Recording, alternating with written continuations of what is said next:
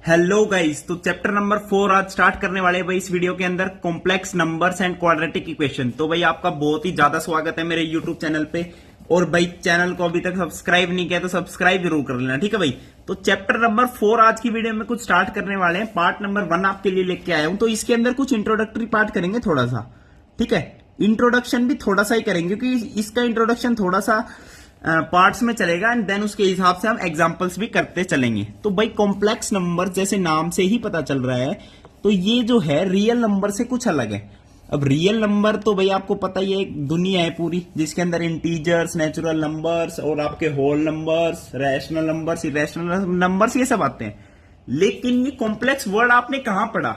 आपने जब quadratic equation पढ़ी थी तो वहां पे हम बात करते थे एक डिस्क्रिमिनांट की, डिस्क्रिमिनांट, जिसे हम क्या बोलते थे, बी स्क्वायर माइनस 4ac। ये डिस्क्रिमिनांट की वैल्यू होती थी बी स्क्वायर माइनस 4ac।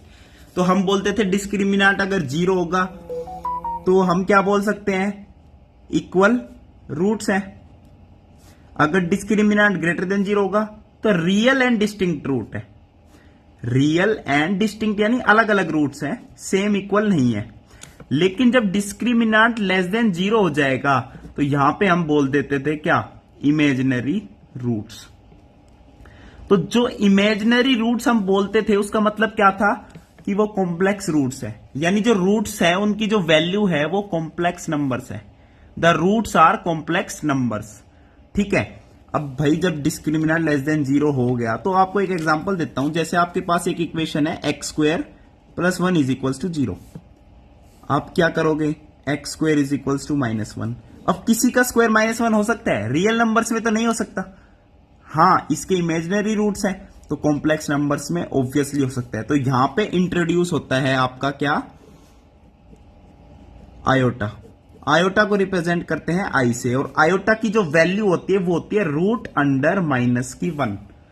अब आई से डिनोट करते हैं इसे, ठीक है। Iota is equals to root under -1। तो यहां से जब आयोटा का स्क्वायर करोगे तो स्क्वायर से रूट हट जाएगा तो ये आ जाएगा -1।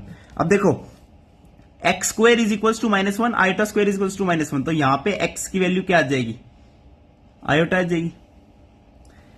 एक्स की वैल्यू क्या आ जाएगी, आयोटा आ जाएगी, प्लस माइनस आयोटा। तो इसके जो कॉम्प्लेक्स रूट्स बनेंगे वहां वो क्या आएंगे बताओ, प्लस माइनस आयोटा। समझ गए? आयोटा का मतलब क्या हुआ, रूट अंडर -1। तो आयोटा का स्क्वायर हो जाएगा -1। अब कॉम्प्लेक्स नंबर्स क्या होते हैं, सारे जो भी नंबर्स हैं अगर उनको हम रिप्रेजेंट कर पाए a प्लस आयोटा b की फॉर्म में, this is the representation of a complex number. This is the representation of a complex number, ठीक है भाई। देखो बिल्कुल बेसिक से और आराम से चलेंगे, कोई दिक्कत वाली बात नहीं है। This is the basic representation of a complex number. अगर कोई कॉम्प्लेक्स नंबर है तो रिप्रेजेंट ऐसे होगा, a plus iota b, where, अभी बात कंप्लीट नहीं हुई, जहां पे a and b are real numbers. देखो रियल नंबर्स का साथ अभी तक छोड़ा नहीं है हमने। a और b दोनों कैसे होंगे, रियल नंबर्स होंगे। आयोटा को तो आपको पता ही चल गया, iota is equals to root under -1, iota square is equals to -1, plus का साइन का आपको पता ही है, वेरी गुड। अब जो कॉम्प्लेक्स नंबर ये है a प्लस आयोटा b, इसके अंदर जो a है उसे हम बोलते हैं रियल पार्ट ऑफ z। देखो कॉम्प्लेक्स नंबर को z लिखते हैं तो z is equals to a plus iota b। एक बात ये भी पता चल गई, z is equals to a plus iota b, where z is your complex number. और जो a है उसे बोलते हैं रियल पार्ट ऑफ z, जिसे हम रिप्रेजेंट करते हैं REZ। This is the real part of z, a। Similarly जब b की बात करें, ये क्या होगा, ये इमेजिनरी, जो आयोटा के साथ होता है रियल नंबर उसे बोल देते हैं इमेजिनरी पार्ट ऑफ z। और इसे कैसे लिखते हैं इमेजिनरी पार्ट को, IMZ। This is imaginary part of z, ठीक है भाई। अब इसके बेसिस पर एक एग्जांपल करते हैं, आपका एग्जांपल नंबर 1, ठीक है भाई।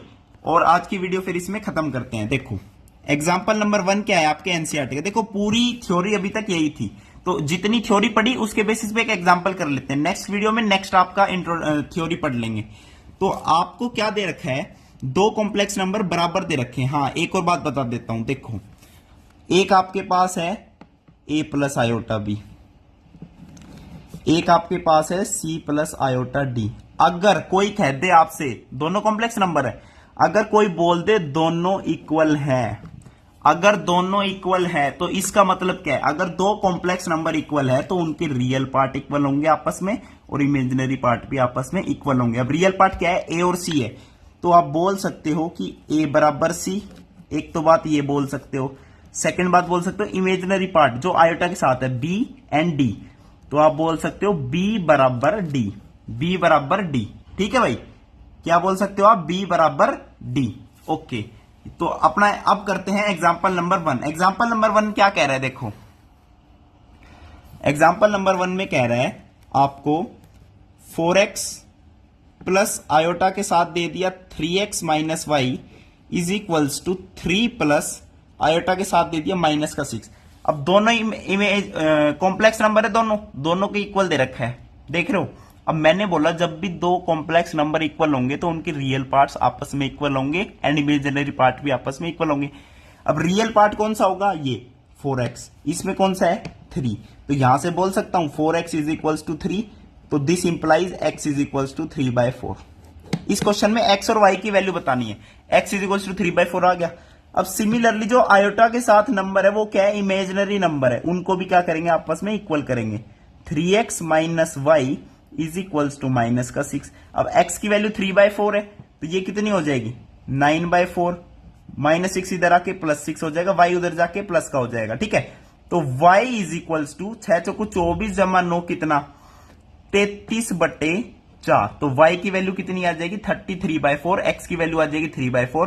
तो ये थी आपकी पार्ट नंबर 1 की वीडियो, एग्जांपल नंबर 1 कर चुके हैं। और जो हमने थ्योरी पढ़ी है वो देख लीजिए आप एक बार कि आयोटा क्या होता है, रिप्रेजेंटेशन कैसे करते हैं कॉम्प्लेक्स नंबर की, उसको z से z लिख देते हैं, रिप्रेजेंट कर देते हैं a plus iota b। a आपका रियल पार्ट होता है, b आपका इमेजिनरी पार्ट होता है।